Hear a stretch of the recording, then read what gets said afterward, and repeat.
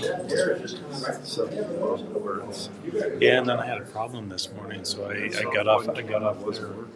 Yeah, so I got off of their Wi-Fi. Just went my Air conditioning. Okay, well. Recording in progress. Good morning, everyone. It is 11 o'clock. We're going to call this Los Angeles County Board of County Commissioners acting in the capacity as the Board of Human Services to order. Commissioner Luis Lopez, would you please give us an invocation? Heavenly Father, we thank you for this day. We thank you for assisting us and guiding us as a community in doing better and doing more for the greater community that we represent. We also like to thank you for the moisture that we've been receiving. It is much appreciated and we can use more. We'd also like to send a special prayer out and help in finding one of our elderly gentlemen here in Los Angeles County who's been missing, and our prayers are with him and his family in a safe return. In your precious name we pray. Amen. There's no Rico, we haven't seen you for a while, so would you give us lead us on the Pledge of Allegiance? I pledge allegiance to the flag of the United States of America and to the republic for which it stands, one nation, under God, indivisible, with liberty and justice for all.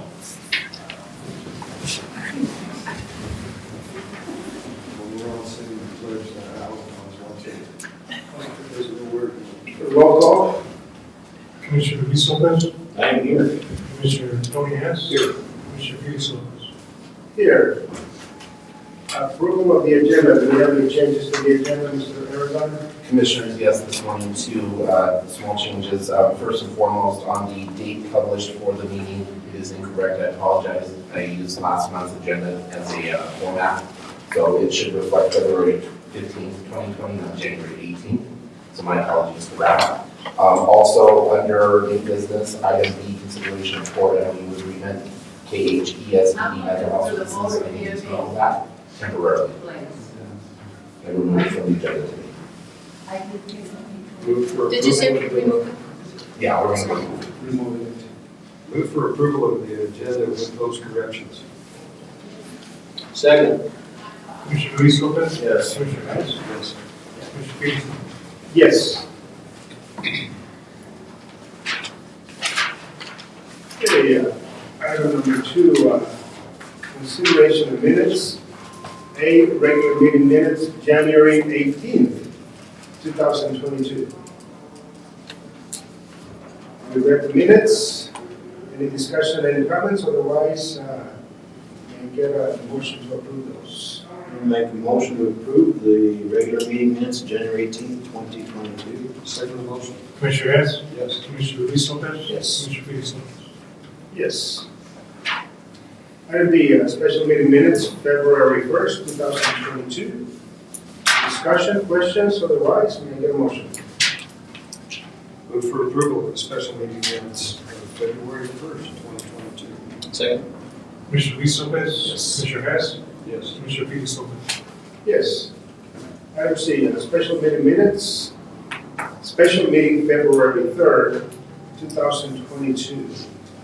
Discussion, questions, otherwise? Motion. The motion to approve the special meeting minutes of February 3rd, 2022. Second motion. Commissioner Hess. Yes. Commissioner Luis Lopez. Yes. Commissioner Felix Lopez. Yes, sir. Section 3, Director's Report. Mr. Aragon. Good morning, Commissioners and panel. This morning, I just have a couple of quick updates. In the past couple of months, we've discussed our concern with the budgetary cut that we saw to our child welfare block grant at the beginning of this 6 months, which is the second half of our fiscal allocation. I met with the Colorado Human Services Director Association last week, and we discussed that block grant. Part of that discussion focused on the current spending statewide. And so we were made aware that there was about a $14 million underspending in the block grant for fiscal year 21-22.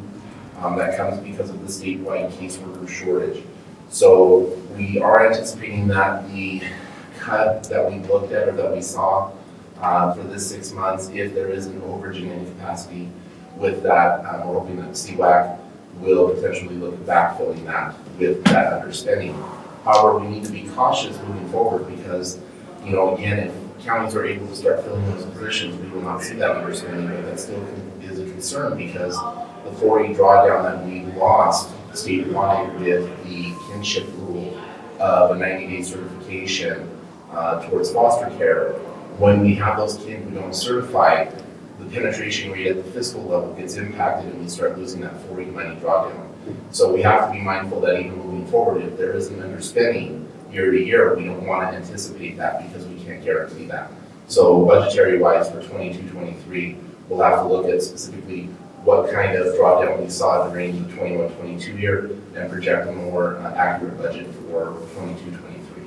Yeah, let me interrupt. On the 90-day placement with the Kin family, what is the, somebody had asked a question at the last CWAC meeting and was not answered the way we wanted it. So 90 days come, you don't have that placement, and then the drawdown takes place. How long do you have in there, and then do we have any extensions? So the rule reads that anytime we place a child with kin, which in traditional circumstances, that's what we try to do is place the child with family because it's most beneficial to the child. With the penetration rate being impacted, the state rule now is in the first 90 days, the kin need to be either certified or on their way to certification. If the kin refuse to do so, I as county director do have the authority to leave that child in that placement. However, at that point, because the penetration rate is lost, we do not draw down on the 4E, which means that it becomes county dollars only, okay? If the family agrees to, before the 90 days, there is an extension of another 90 days, so a total of 180 days, that the kin must be in the process of certifying. After that 180 days, if they're still not certified by the state, then again, we look at county only dollars or moving the child to a certified placement. Is that more or less what you were looking for? Yes. Okay. Thank you. Michelle, did I miss anything on that piece? Any other questions on child welfare? And then the only other piece I wanted to update, there's been several discussions with the governor's office regarding the Colorado Child Care Assistance Program, or CCAP.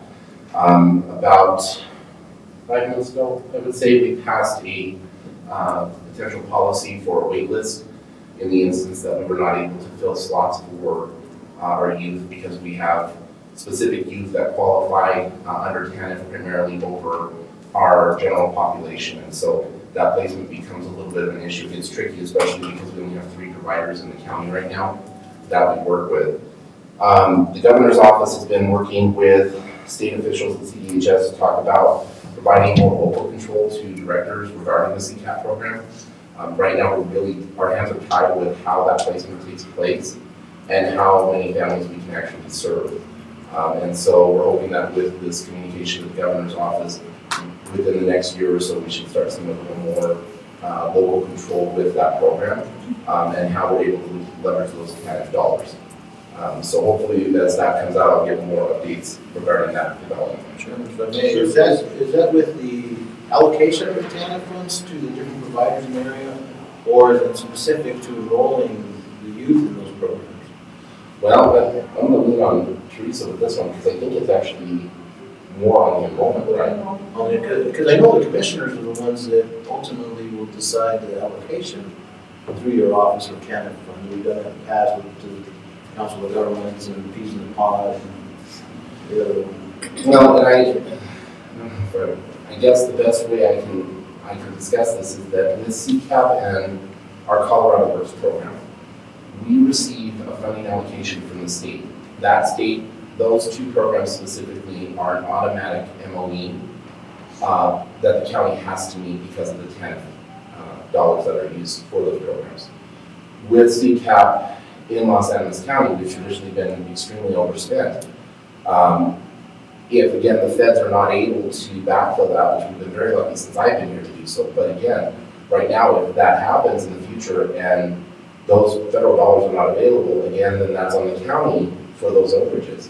And because we, as a department, don't have more local control with that, the state will say you need to place those kids in enrollment, whether we want to or not, until we reach a point where we can't. And any overages then is on us. So we've got to be really cautious about how many students we're actually enrolling in those programs. Because in the future, if the feds pull back on that backfill, we're going to be on the hook for that money as well. That explains it. Thank you. Okay. We're also I'm kind of concerned also with Family First. That legislation hasn't really been tied into CCAP yet. We don't really know how that's going to impact the funding streams with childcare, but it could definitely have some negative connotations with it, depending on what the rules of Family First will require for CCAP to meet. It could produce more spending at the local level than we anticipate. So we're really watching that as well. And I think the only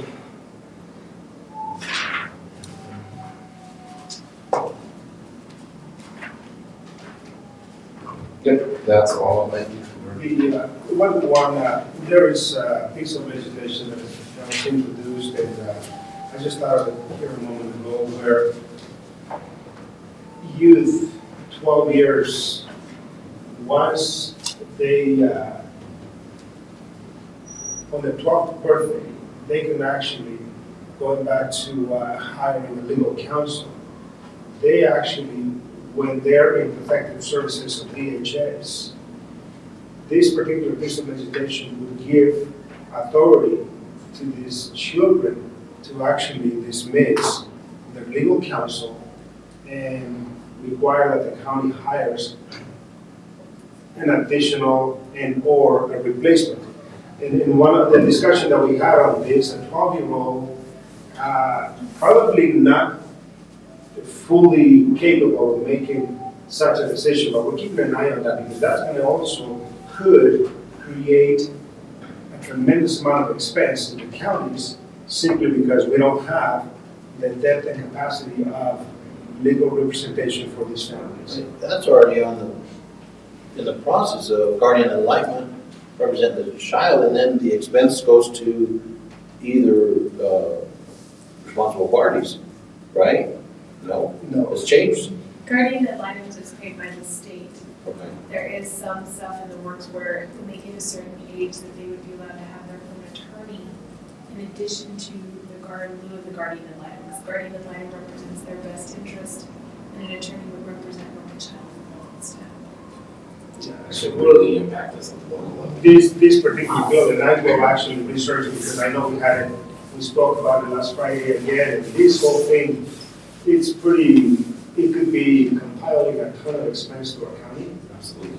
Because once you dismiss the first legal counsel, there is always going to be, well, I want another one and another one. So in counties, we had a conversation of, we have a listserv of legal representatives, but some of us, we only have access to a very limited amount. So let's keep an eye on that. Who knows where that's going to go, and we think that could possibly pass. I know, I don't recall, but I think we may have said that with enough votes to oppose, I think, but I'll do the research. Please let me know. Yeah, we've been watching that. I am also aware, back to the Kinship Certification process, I did speak with the state agent last Friday, and I'm not at liberty to disclose, but they are looking at a potential modification to the rule change to help lessen the impact at the local level with the 90-day certification. As that develops, if more comes from that, I'll update the board on that as well. But that could also be very impactful on a positive side to that rule to help so that the penetration rate is not hit so hard statewide, which means then we won't have to be spending so many local dollars with that program or with that process. Okay. Any other questions, Commissioners?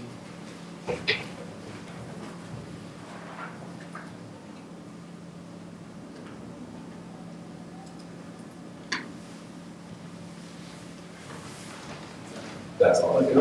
All right. Well, we'll go to item number 4, A, consideration of caseload,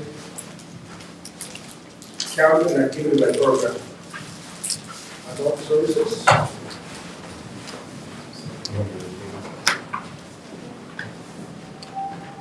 Good morning, Commissioners. A pleasure to be here today. As far as adult protection cases, we currently have 41, and in January we received 7 referrals.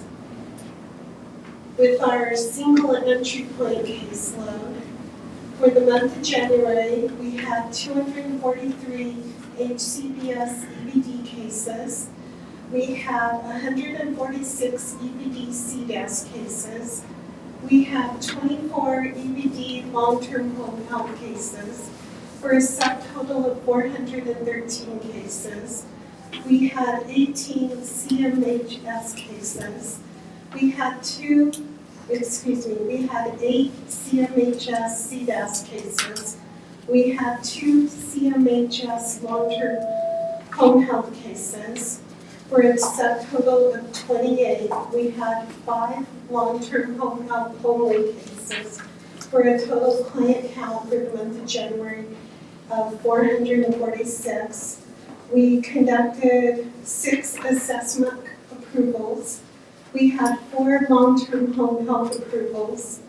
We had 1 HCBS denial for a total of 11 actions. Do you have any questions? Thank you. Thank you so much. Child support. Good morning. Good morning. For the month of December, we had 273 4A cases, counted cases. 100 of those are current cases and 173 are arrears only. We had 586 non-4A cases, 87 of them are current, and brings our total count to 946 cases for the month of December. Our collections for the month, the TANF collections were $15,994.02. For the non-4A collections, $92,156.58, bringing our total monthly collections to $108,150.60.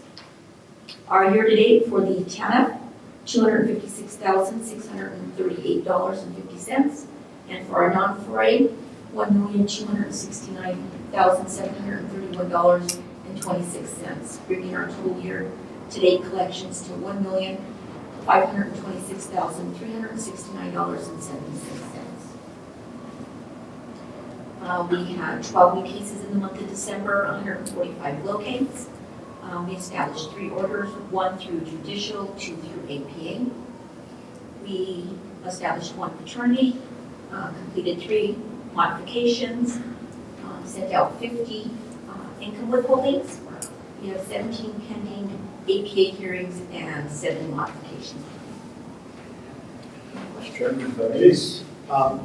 with all of the past year, inflation costs going up, and wages supposedly going up across the board, how has it affected you guys with your hearings on evaluations of dollar amounts to be? Is that taking a big effect? Have we seen a decrease because of the inflation? How's that working? The child support orders have actually gone up. A minimum wage order on both parties with no credits is like $361 for 1 child. The child support orders have gone up, which we don't very often get very many stipulations. And also, I believe the check processing has changed to now a card of some sort. Yes, there's very few checks going out now for payments of child support. They have to have either a direct deposit or it will go on a card. So in this particular, the locates, they're not, like on the month of August, I'm looking at 181, December 145. Those are just for that particular month, am I correct? That's just that particular month. That does include both our non-custodial parties and our custodial parties. Okay. Sometimes we lose our custodial parties and can't get them the money. And that is why we went to the mandatory direct deposit or cards. And the income withholding, I would imagine from here till tax time, you're probably going to get a few more those might increase? We won't see that increase probably until March, April, May is usually when we see the increase for the income taxes. All right. Any other questions? Thank you. Thank you. Let's go to child welfare.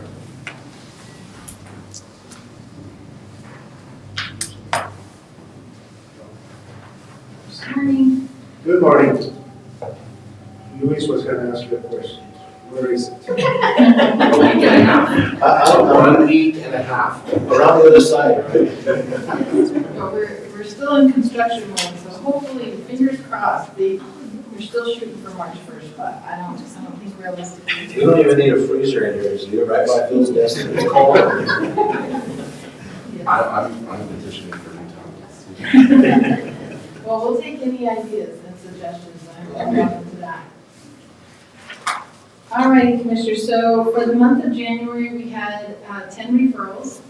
We're working with 22 children in home. There's currently 27 children placed out of home. So that leaves us with a total of 49 children served from our community. 8 are currently placed in town, 19 are placed out of town, and we have 14 placed with kin. Ms. Kendall, for purposes of those placed out of town, I know you mentioned that we have, not necessarily just within the state, you have some placements out of state as well. Yes, so currently right now we have 1 placed out of the state in Illinois, no, Pennsylvania, no. I'm sorry. Well, I'm having problem with all these states. The 2 in Illinois, we just closed that case last month, so. Sorry. And for purposes of supervision, you also, you contract with an agency down there as well, monitoring that type of thing. Right, so we go through interstate compact, and however that state is set up, sometimes they have a private agency that does that supervision, and sometimes it's the local department. So every state, it just depends. So, No road trips. no, I volunteered for a couple, but I was turned down on that. Nashville's nice, but not this time of year. Right. Okay. Any other questions? Thank you so much. There you go. Eligibility.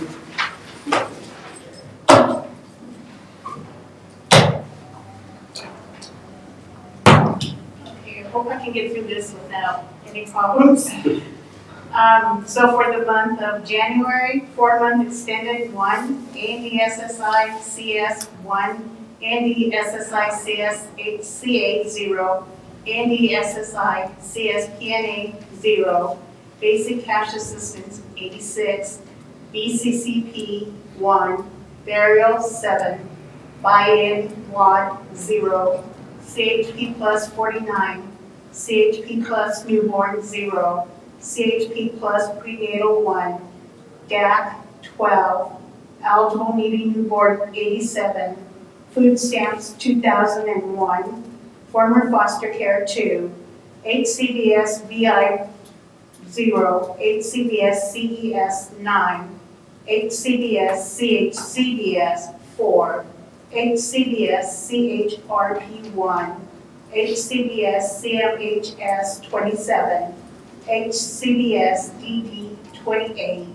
HCBS EBD 313, HCBS SLS 20, LIS MSP 36, Magi Adult 2,297, Magi Children 1,018, Magi Parent Caretaker 455, Magi Pregnant 51, Nursing Facility Hospital 300% institutionalized 73, OAPA 89, OAPA HCA 0, OAP HCPA 0, OAPA PNA 3, OAPB 20, OAPB PNA 1, OAP NED-A 38, OAP NED-B 1, QI 1 53, QMB 587, SLIM-B 140, SSI mandatory 364,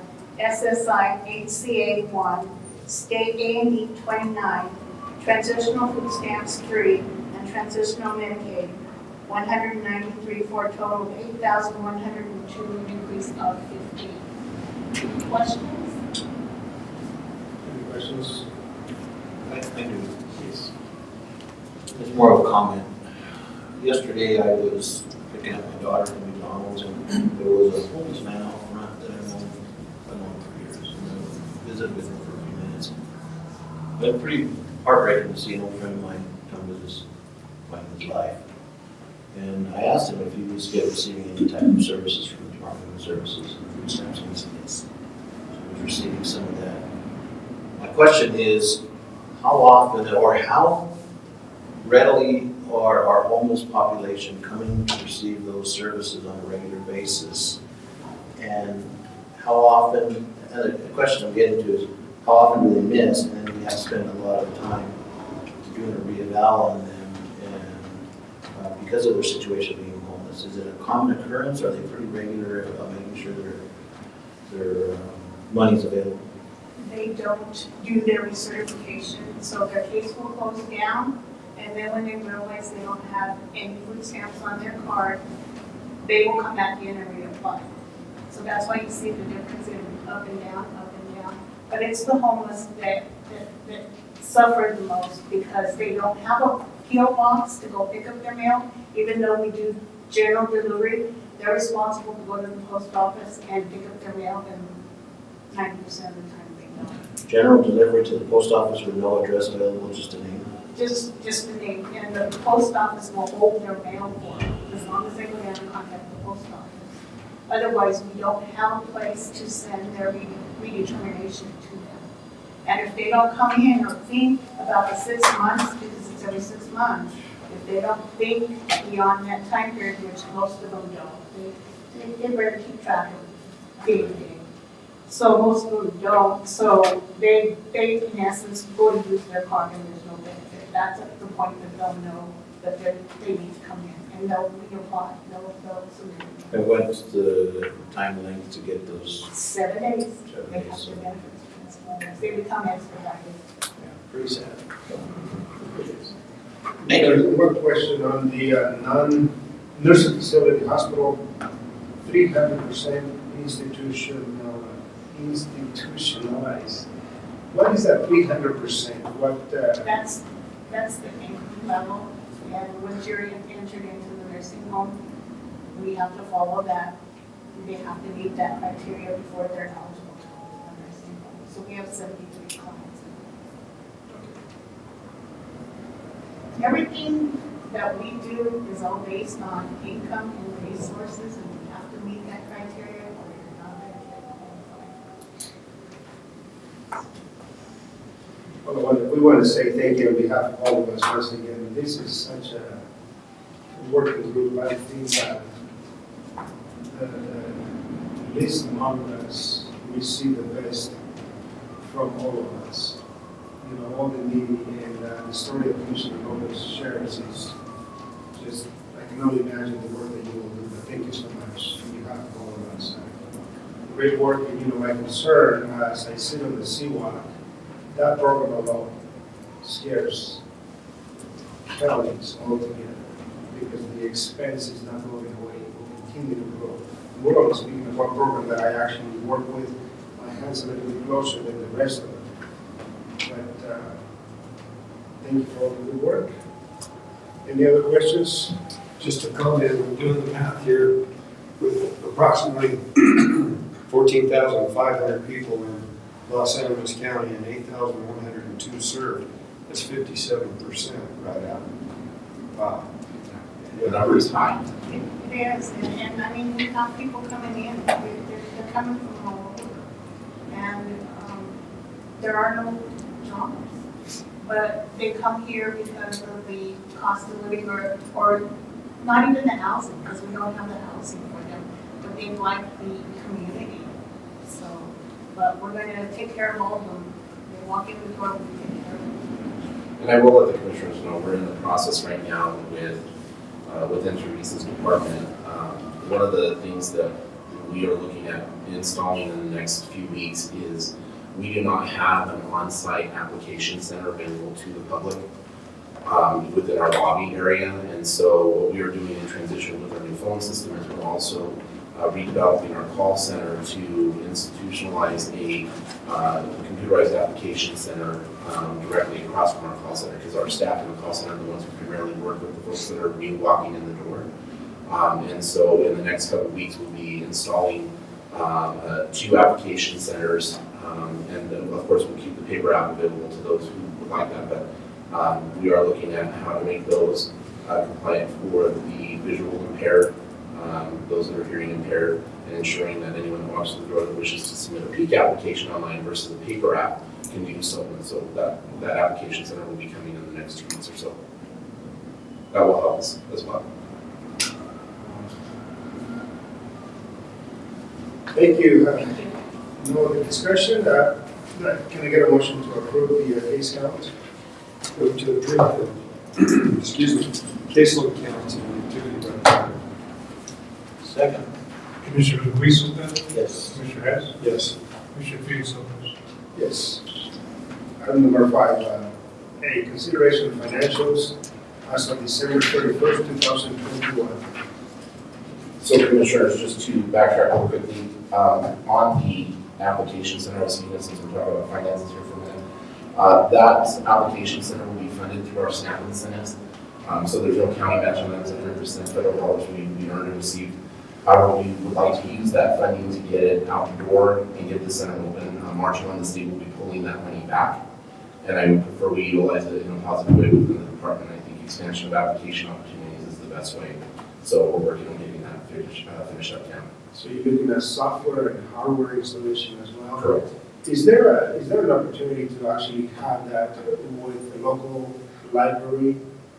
I mean, at least a link to it, because I know we have I think we probably could. I don't think there'd be any issue with that. We just have to speak with the library and offer that opportunity. it was just a thought process. The only concern that I have with that is even the peak application online is sometimes difficult. What I don't want to create is a burden on the other Or somebody else. agencies to have to meet with clients and explain how to fill this out or that out. The peak application is very complicated sometimes. So, again, we have to look at, is this beneficial or is it really going to create more of an issue? What we end up seeing a lot of times are peak applications that come through that are completely, they're incomplete in some capacity. And that's why our techs have to reach out and do interviews with the folks. My concern would be if they're doing it at a different local public place, that we're going to spend a lot of time chasing those folks down, when if we can capture them in the office and our staff are guiding them through that application, we're getting and capturing as much information right then and there versus having to go back and backfill it later. When Peak first rolled out years ago, I went and checked out their website, and a lot of repetitive questions, and I think it's intentional to catch a line, to be honest with you. And it was whoever drafted it, yeah, it's quite lengthy. Well, and the other piece too, whether it's on paper or on Peak, a lot of folks will go through and they will click all of the programs, not understanding what each of the programs are and whether or not they would qualify. So it's also, we want to guide them so that when they come in, they're not expecting to qualify for those programs, when in fact up front we're letting them know that's not a program that you're probably going to qualify for. We can still look at it, but we want to make sure that we're leading them on the right path, not giving them false hope in many senses with that application. All right, regarding finances, and Ms. Goulet is out this week. I apologize. She sends her regards. She still work there? She unfortunately is out for medical reasons this week, so I will be filling in for her again. So finances for the month of December. As of December, right? I'm sorry? We have 2 items, consideration of financials as of December 31st, and then consideration of bills. Correct. Okay, very good. Yeah. So our current revenue for the month of December, we had in taxes $23,618.91. Our year-to-date revenue was $776,866.10. Our current revenue from our state and federal share was $1,813,184.65. Our year-to-date is $15,993, $15,993.56.26. Our current expenditures for the month of December were $1,924,215.87. Our year-to-date expenditures were $16,505,388.09. The county current monthly share for December was $138,349.20, and our year-to-date was $727,214.09. Year-to-date total, $16,721,861.28. Questions or concerns? I think the biggest question is, what was the miscellaneous charge for $24.12? I'm just kidding. That's a big miscellaneous, right? It is.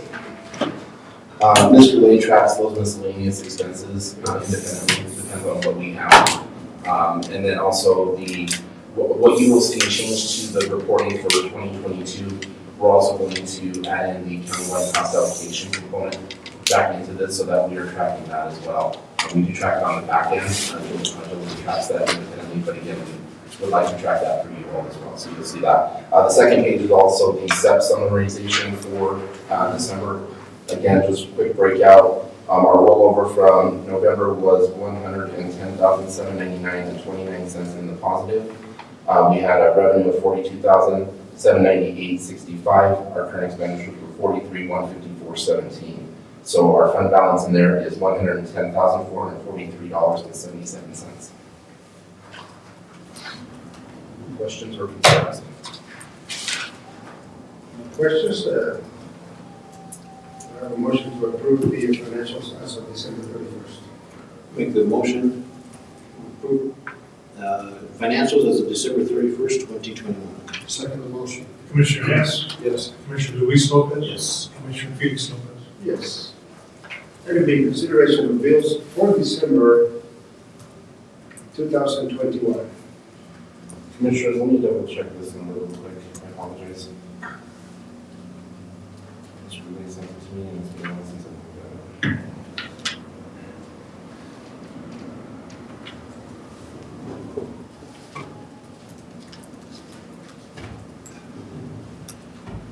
Wasn't supposed to start this early. Lied again. I think I did look at it today. I didn't do it yesterday.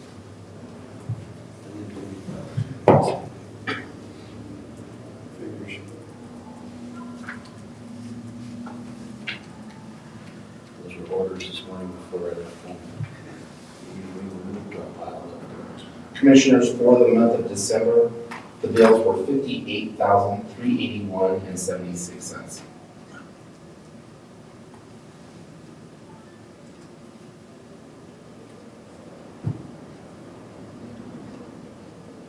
Questions or concerns? Did it change what we have on the report here? No, it should be the same amount. I make myself a cheat sheet with the number. I just want to make sure that number is correct before reporting. So again, that total is $58,381.76. Any questions, comments? Your motion to approve bills for December. Move for approval of bills of December, for December 2021. Second. Commissioner Luis Lopez. Yes. Commissioner Hess. Yes. Commissioner Felix Lopez. Yes. Section number 6, payroll reports, consideration of payroll for pay date January 14, 2022. Commissioners, payroll for pay date January 14, 2022 was $85,159.22.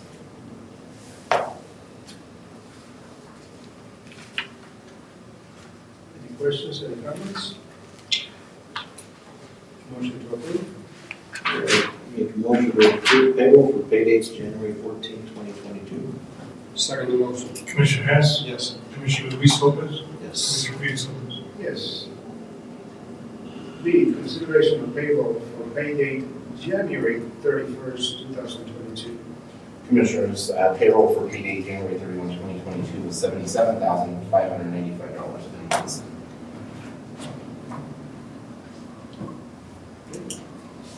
Questions, comments? We got a motion to approve. Move for approval of payroll for payday January 31st, 2022 for $77,595 and how many cents? Second. 1 penny. Commissioner Luis Lopez? Commissioner Hess? Yes. Commissioner Felix Lopez? Yes. 7, executive session, the board will meet in executive session under CRS 24-642, parentheses B, parentheses, parentheses B, 4B, confirm with the county attorney for the purpose of receiving legal advice on specific legal questions, and item I, snow days, double I, department reorganization, and 3, DHS commissioners meetings. I have a motion to go into executive session.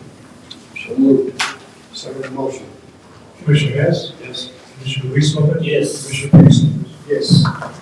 We'll take a 5-minute recess. Are you going to come out and vote? No. Okay.